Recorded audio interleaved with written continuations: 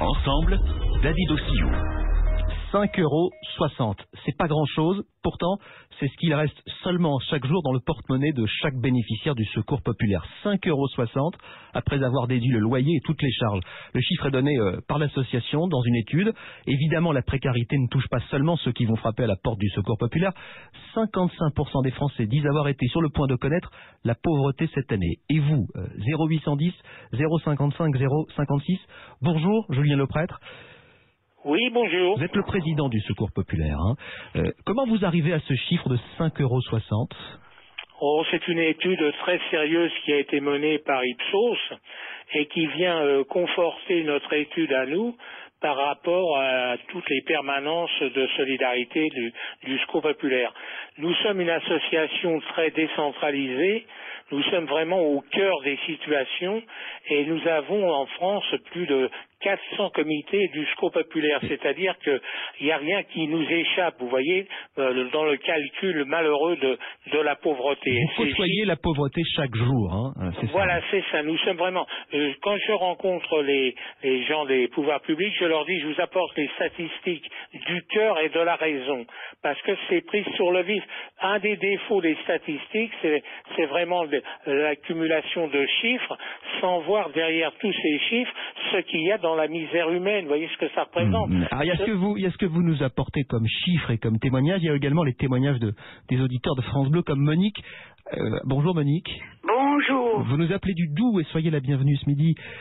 Vous considérez comme pauvre aujourd'hui? Vous considérez comme pauvre aujourd'hui? Oui, parce que vous savez, je vais avoir 70 ans à la fin de l'année. Oui. Et j'ai élevé mes enfants, je suis seule. Et bon, mon mari n'est plus avec moi, je n'ai pas de pension alimentaire, j'ai rien. Alors dites-nous avec quoi vous vivez. J'ai 700 € par mois. 700 € par mois, ce qui est très très difficile évidemment pour joindre les deux bouts, on l'imagine. Et puis très difficile, quand on voyage, il faut changer les lunettes, eh ben je ne peux pas. Faut changer les dents, eh ben je ne peux pas. Et puis... je voulais vous dire aussi que ça devient vraiment lamentable pour les vieux qui ont des trucs comme moi, et qui ont des revenus comme moi.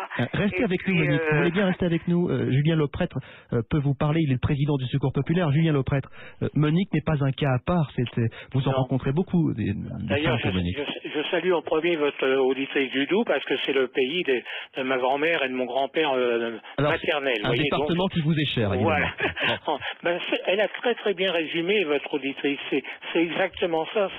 C'est pas un cas isolé, c'est vraiment maintenant des millions de personnes qui vivent ces conditions. Elle parle des personnes âgées. Moi qui suis à cet âge-là, c'est peut-être le plus douloureux de voir des gens qui ont travaillé toute leur vie et qui viennent chercher à manger au Secours populaire. C'est pourquoi nous, par rapport à cette situation, nous avons décidé d'ouvrir les portes à une nouvelle résistance, de dire à votre auditrice de Doubs, comme à toutes les autres, celles qui sont dans le besoin, essayez de faire quelque chose. Rejoignez le Secours populaire. La solidarité ne règle pas tout. Il ne faut pas avoir peur, il ne faut pas avoir honte de venir vous voir. Surtout pas. Il faut relever la tête et dire, voilà, moi je peux faire ça. Mon mari est au chômage. Votre mari est au chômage. Il peut peut-être venir la semaine prochaine. On a une collecte alimentaire. Vous voyez, chaque personne, même dans la difficulté, peut faire quelque chose pour s'en sortir. Alors, il y a Monique, donc, à qui on souhaite une bonne journée et du courage, évidemment. Il y a Camille également. Bonjour Camille. Oui, bonjour. Dans les Pyrénées-Orientales. Pyrénées-Orientales, superbe département auquel il y a tout. La mer, la montagne, le ski, les vignobles, il y a vraiment tout. Sauf il y a beaucoup de gens d'ailleurs qui viennent passer leur retraite dans le département, ils ont parfaitement raison. Mais c'est un département qui lui manque une chose essentielle, c'est-à-dire le travail. Le travail, Moi, oui. Voilà, le taux de chômage, par exemple, dans le département et la région est très, très, très, très élevé. Et ça nous concurrence tous. Mais vous avez le sentiment, Camille, d'être pauvre aujourd'hui? Hyper pauvre. Je vis avec plus de la moitié du SMIC. Je fais tout pour garder ma dignité.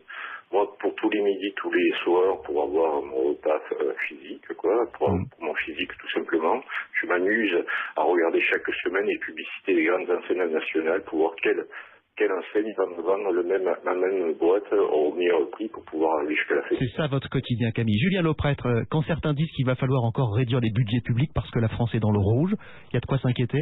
Ah bah moi il y a de quoi s'inquiéter parce que je fais en comparaison quand même, faut pas voir non plus que le cas des pauvres. Il y a aussi, me semble-t-il, quand je vois la bourse, quand je vois les bénéfices des grandes sociétés, il me semble qu'il y a quand même des choses qui pourraient être revues.